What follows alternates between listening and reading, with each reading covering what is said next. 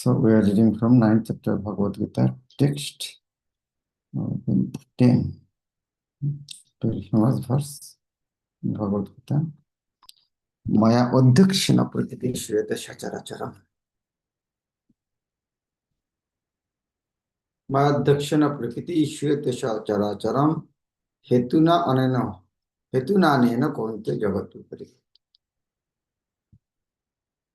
Maya Adhyakshana, by my superintendence. Prakriti is material nature. Shriyate manifests. Sa charachara with char and achar means the moving and non-moving. Hetuna for the reason aneno this. Hetuna aneno hetunena means for this reason. Kunti, O son of Kunti, Jagat Viparivartate, the cosmic manifestation is working. Translation. This material nature, which is one of my energies, is working under my direction. O son of Kunti, producing all moving and non-moving beings. Under its rule, this manifestation is created and annihilated again and again. So Krishna is explaining how is involved and not involved. And that's for understanding. And this is not easy, as Krishna's supreme mistake that is possible for him. To make it understand, he gave the example of air in the sky. Involved and not involved activities. The sky is not involved practically air's activity, but air is within the sky. But ultimately everything is controlled by Krishna. Like we may be proud of our seeing. If Krishna is not giving sun, we are unable to see. That means we are seeing due to Krishna's mercy. Everything is done there. It is clearly stated here that the Supreme Lord, although aloof from all the activities of the material world, remains the Supreme Director. The Supreme Lord is the Supreme Will and the background of this material manifestation.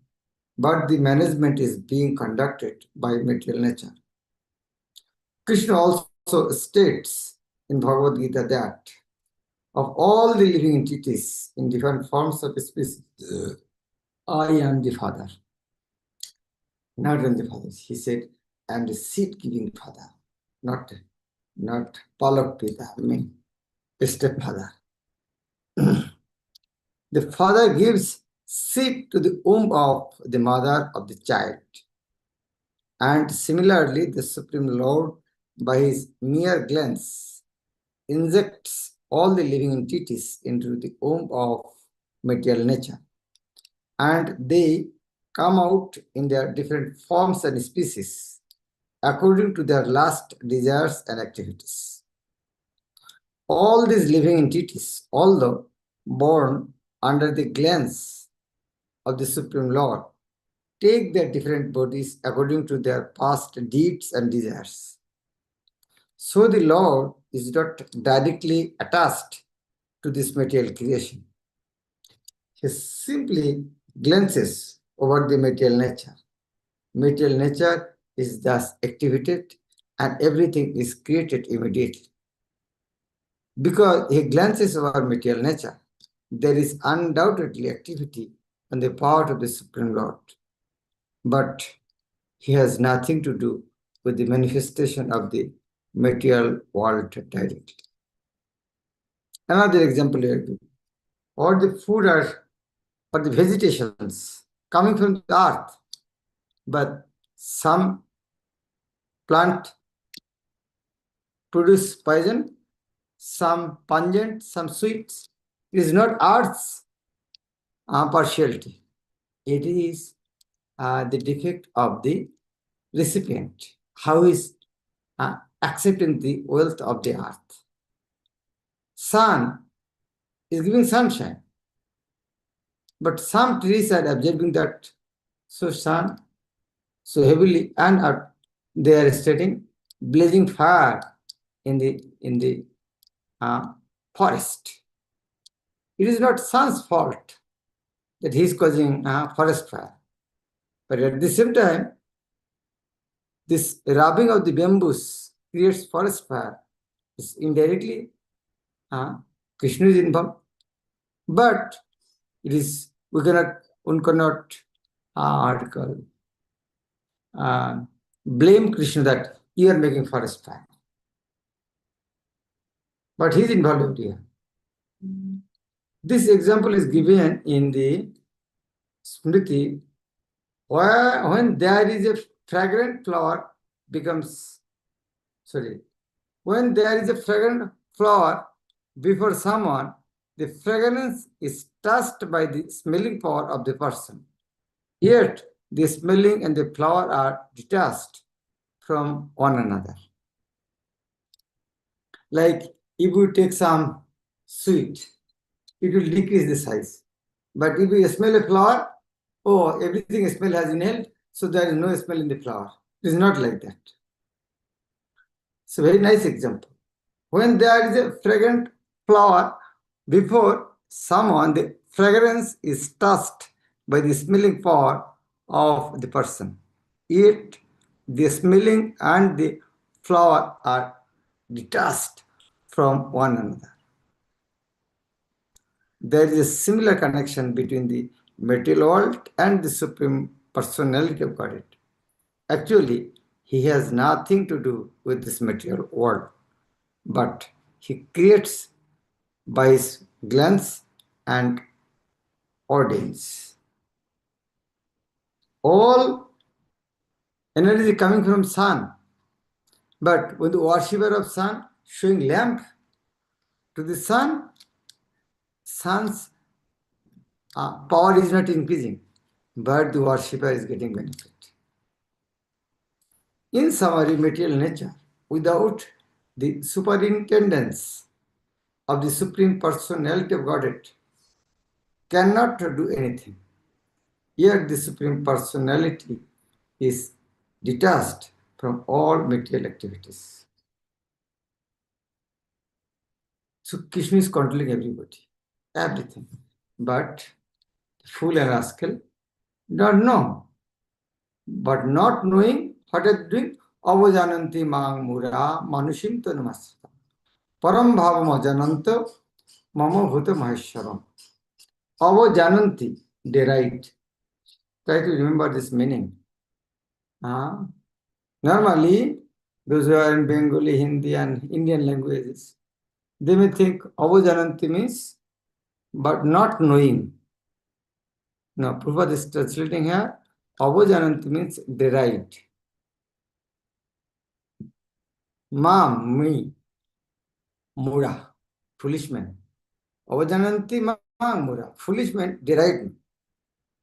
How they died? Manushim tanimasitam, thinking that he is a human being. Manushim in a human form, tanum, body. Asritam, as human. Param bhavam ajananta, param bhavam, my supreme transcendental nature, ajananta, that is not knowing. Avajananti and ajananta is not the same. But not ajananta, not knowing, they deride avajananti. Why avajananti?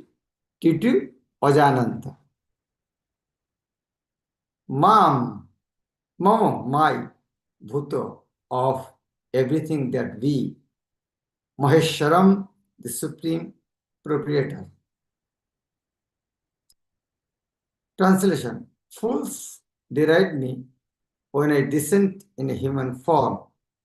They do not know my transcendental nature as the Supreme Lord of all that we. From the other explanations of the previous verses in this chapter, it is clear that the Supreme Personality of Godhead, although appearing like a human being, is not a common man. The personality of Godhead who conducts the creation, maintenance, and annihilation of the complete cosmic manifestation cannot be a human being. Yet there are many foolish men who consider Krishna to be merely a powerful man and nothing more. Actually, he is the original Supreme Personality as is confirmed in Brahma Gita. Ishvara Parama Krishna. He is the Supreme Lord. There are many Ishvaras. All the demigods are Ishvaras, controller different departments. Ishvara means controller. And one appears greater than other. In the ordinary management of affairs in the material world, we find some official or director, and above him there is a secretary, and above him a minister, and above him a president. Each of them is a controller, but one is controlled by another. In the Brahma Samhita, it is said that Krishna is the supreme controller. There are many controllers undoubtedly, both in the material and spiritual world, but Krishna is the supreme controller, Ishvara Parama Krishna, and his body is Sat-Chit Ananda, non-material. Material bodies cannot perform the wonderful acts described in previous verses. This body is eternal, blissful, and full of knowledge. Although he is not a common man, the foolish deride him and consider him to be a man. His body is called the Manushim because he is acting just like a Manush, means a man, a friend of Arjuna's, a politician involved in the battlefield of Kurukshetra. In so many ways, he is acting just like an ordinary man. But actually, his body is Sat Chit Ananda Vigraha, eternal bliss and knowledge absolute.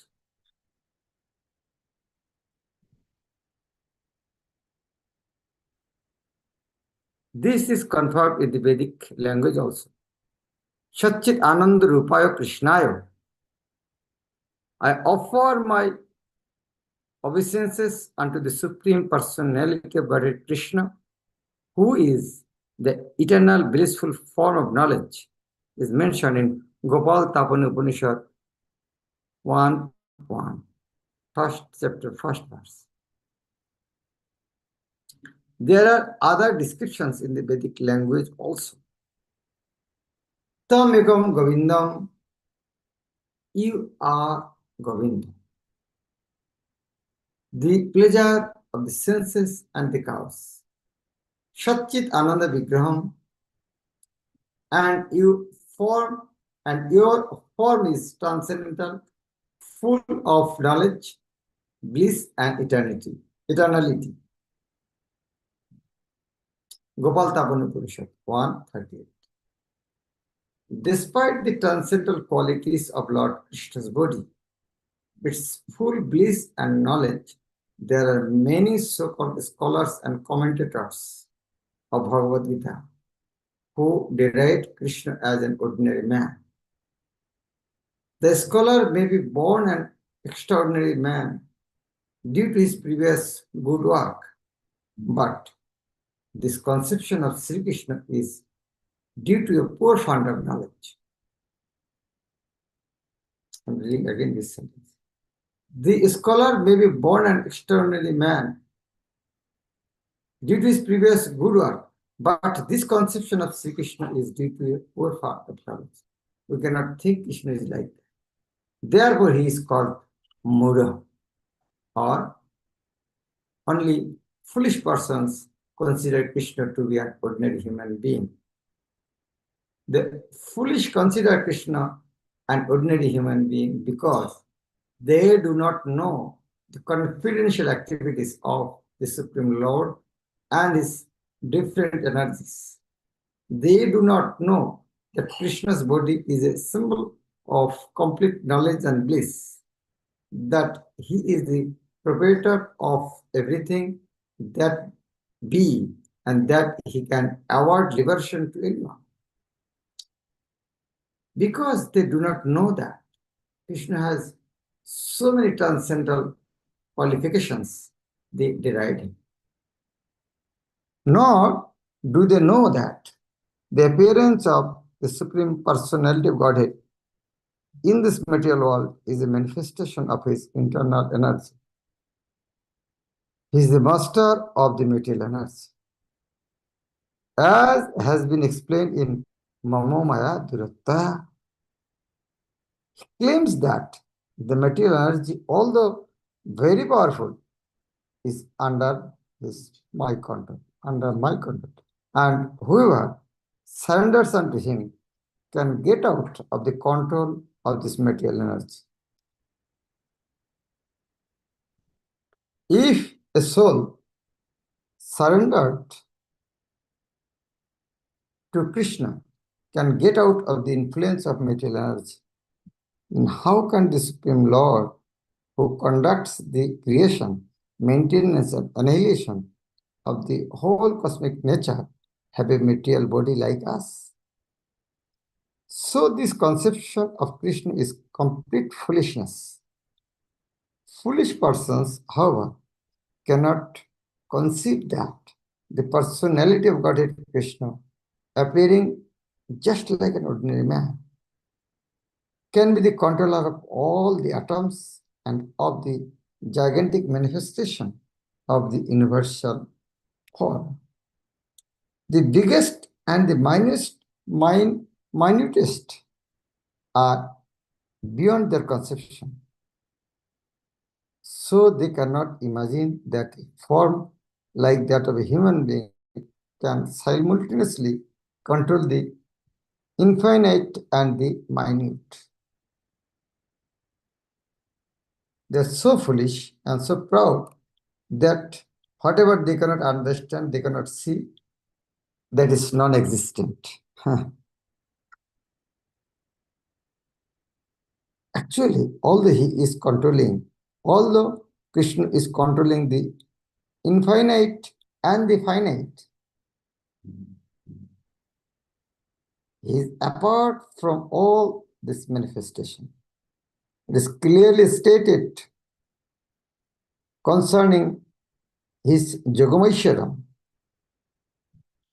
his inconceivable transcendental energy, that he can control the infinite and the finite simultaneously, and that he can remain aloof from them.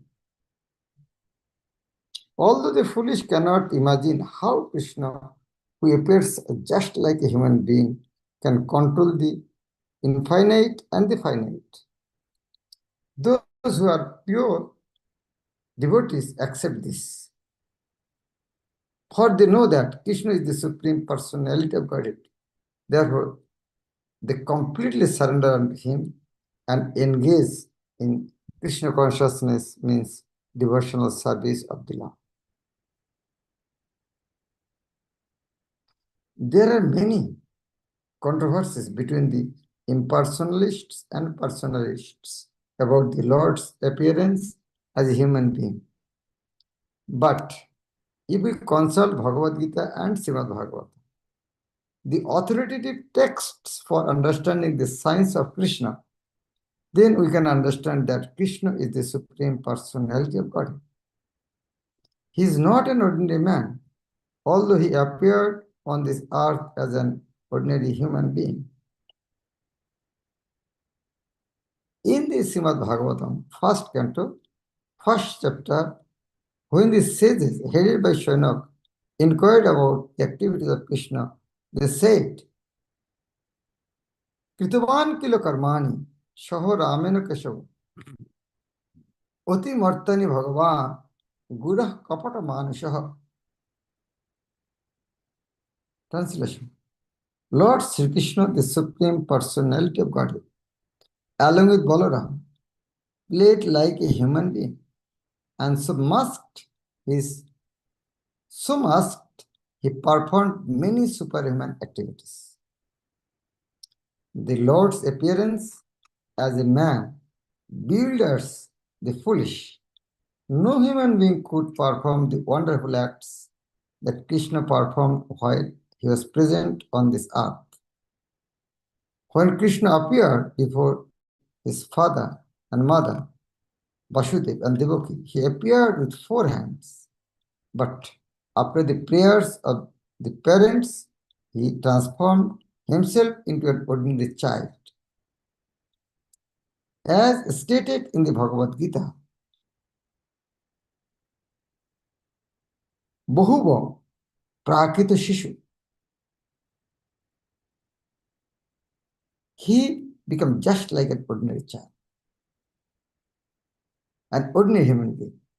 Now, here again it is indicated that the Lord's appearance as an ordinary human being is one of the features of his transcendental body. In the 11th chapter of Bhagavad Gita also it is stated that Arjuna prayed to see Krishna's form of 4 hands.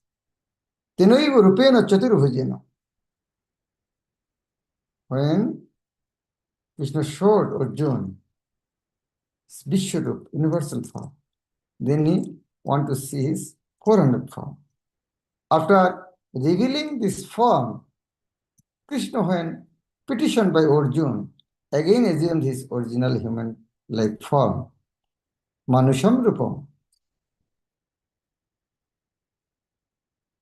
These different features of the Supreme Lord are certainly not those of an ordinary human being. And one simple understanding, so Krishna can show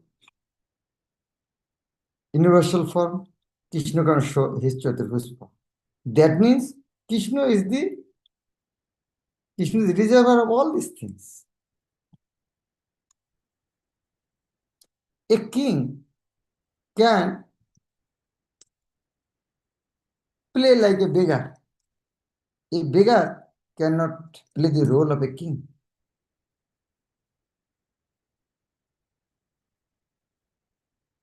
Like you can see in SP, Superintendent of Police, or IG, Inspector General of Police. They have different dress. They sometimes use ordinary dress. But an ordinary person cannot use that dress. An SP can use this like us, but we cannot dress like an SP or Inspector General of Police.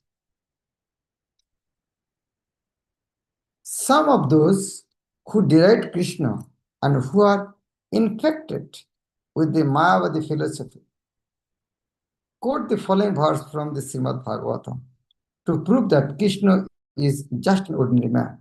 Aham sarveshu bhuteshu bhutatma avasthitam sada. The Supreme is present in every living entity. We should better take note of this particular verse from the Vaishnava acharyas like Jiva Goswami and Vishwanath Chakravarti Thakur, instead of following the interpretation of unauthorized persons who deride Krishna. Srila Jiva Goswami, commenting on this verse, says that Krishna in his plenary expansion as Paramatma is situated in the moving and the non-moving entities as the super soul. So any neophyte devotee who simply gives his attention to the Archa Murti, the form of the Supreme Lord in the temple, and does not respect other living entities, is uselessly worshipping the form of the Lord in the temple. There are 3 kinds of devotees of the Lord, and the neophyte is in the lowest stage. The neophyte devotee gives more attention to the deity in the temple than to other devotees, or devotees. So Vishwanath Chakravarti Thakur warns that this sort of mentality should be corrected. A devotee should see that because Krishna is present in everyone's heart as Paramatma, everybody in the embodiment or in the temple of the Supreme Lord. So as one offers respect to the temple of the Lord, he should similarly properly respect each and everybody in which the Paramatma dwells. Everyone should therefore be given proper respect and should not be neglected. These are also mentioned. There are also many impersonalists who deride temple worship. They say that since God is everywhere, why should one restrict himself to the temple worship? But if God is everywhere, he is not in the temple or in the deity.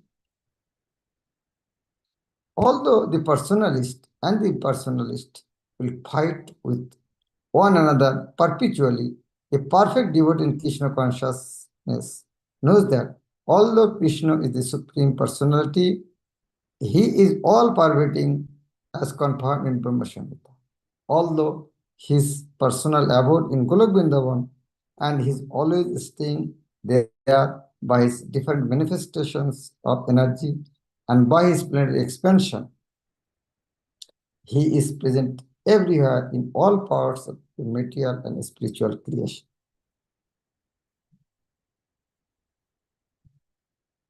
So nice explanation. And if we don't accept Krishna's instruction as it is, then all our attempt will fail. Any attempt. 12 verse will mention. The people deride Krishna, their any activities, karma, their gyan, yoga, all come into zero.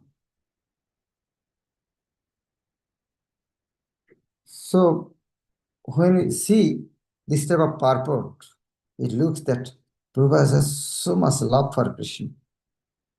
Prabhupada said, my purport is my ecstasy. Yes, so firmly, so strictly wanted to establish Krishna's position, Krishna's existence, and to defeat the opposing this philosophy, Mayavadis, Vaidhists. That is Prabhupada's Pranamanta. Nirvishesha Shunyavad, Paschatya.